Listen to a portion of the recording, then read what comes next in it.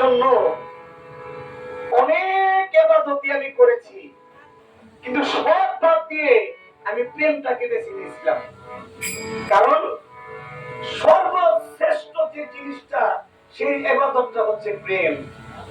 প্রেমের উপরে পৃথিবীতে কিছুই নাই। কারণ আল্লাহ পাক এই প্রেমের জন্য পৃথিবীকে সৃজন করেছেন। আজকে প্রেমের জন্য আমরা গুলিশার নামের পাগল।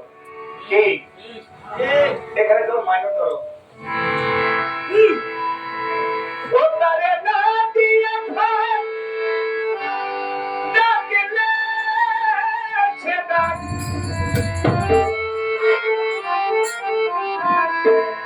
ওটারে না দিয়ে ভাই ওটারে না দিয়ে ভাই ডাকলে সে ডাক, সেটাকে নাম ছাড়ায় ডাকলো যাচ্ছে, জেনে লবণ তার সন্ধান। নাম ছাড়ায় ডাকলো যাচ্ছে, জেনে লবণ তার সন্ধান। নাম ছাড়াই ডাকলো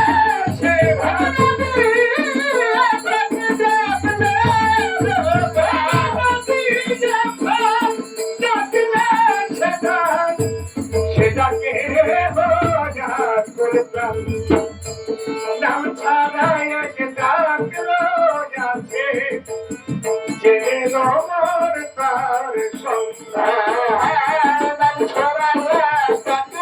ছাড়াই ডাকলো যাচ্ছে, যে লাভ তার সন্ধান।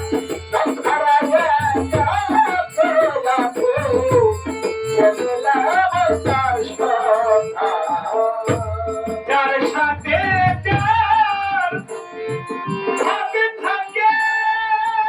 জেনে রমর তার সন্ধান।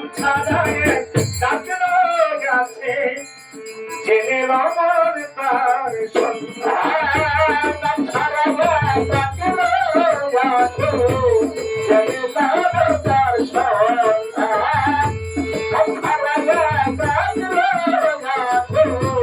জেনে রমর তার সন্ধান। প্রেমিকে নাই ডাকা ডাকি, শুধু প্রেমের মাখামাখি। তাই প্রেমিকে নাই ডাকা ডাকি, শুধু প্রেমের মাখামাখি।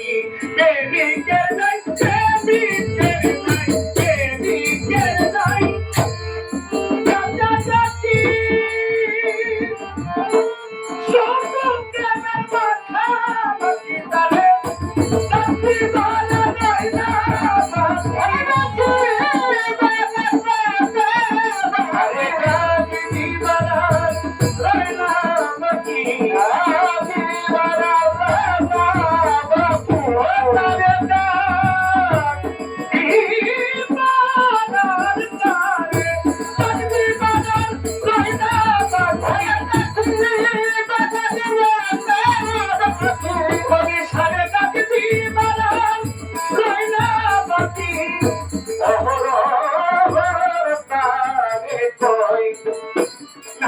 ছাড়া এক ডাক আছে জেনে নবর তার সন্ধান ছাড়া এক ডাক আছে জেনে নবর তার সন্ধান ছাড়া এক ডাক আছে জেনে নবর তার সন্ধান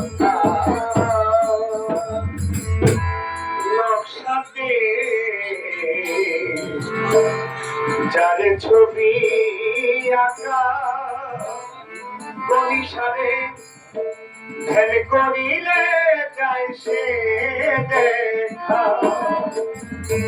নকশাতে যার ছবি আঁকা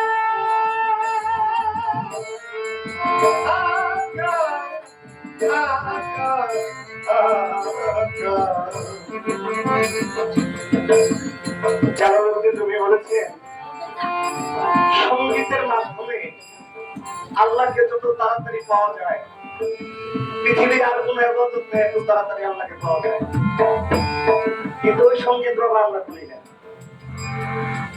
আমরা তো টাকার পাগল। মাওলানা জালালউদ্দিন রুমি যেই সঙ্গীতের কথা বলেছে ওই সঙ্গীত কত পেয়ে, ওই সঙ্গীত কত খাজা বাবা, ওই সঙ্গীত কত আমির খসরু, ওই সঙ্গীত করতে করতে তারা আল্লাহর আপিয়া হয়ে গেছে।